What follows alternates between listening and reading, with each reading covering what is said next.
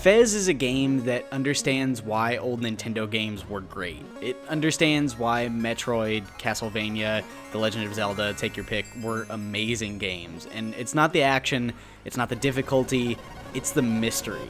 FEZ nails the mystery that, especially for me as a kid, was inherent in pretty much every game.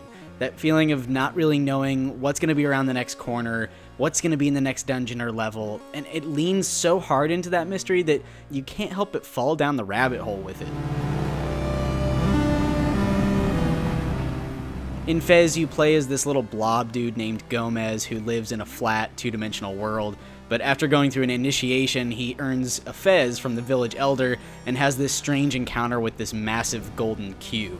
And that cube completely changes Gomez's world by showing him that it's actually three-dimensional, and anybody who watched this game's 5-year development knew this was coming, and we all thought that this 3D shifting mechanic would be the core of what FEZ would be. But nobody knew that the real mystery of FEZ, the real thing that makes it what it is, are some of the most cryptic, off-the-wall puzzles that I've ever seen in a game. By the time I finished FEZ, I had a spiral notebook filled with symbols and codes. I translated an entire alphanumeric system that in any other game would have just been gibberish, but when you see these symbols in FEZ, it's actually saying something to you. And one of the most amazing parts about FEZ was the sort of cultural moment that it held in gaming circles at the time. I remember going onto the Giant Bomb forums like nearly every day and seeing people talk about the infamous Black Monolith puzzle and seeing theories and code breakdowns where people had actually gone into the game files to try to glean some new information. And for a few weeks, it was the game to be playing.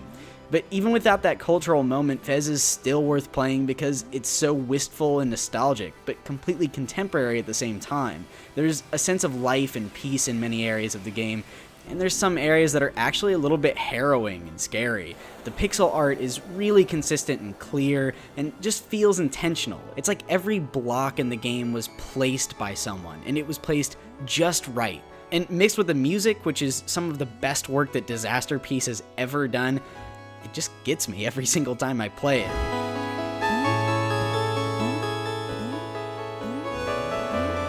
I still think about FEZ a lot almost 5 years later because it's still one of the few games that really used nostalgia to hook me in, but then kept me around with smart contemporary design. There are other games that try and get close, but there are none that are quite like FEZ.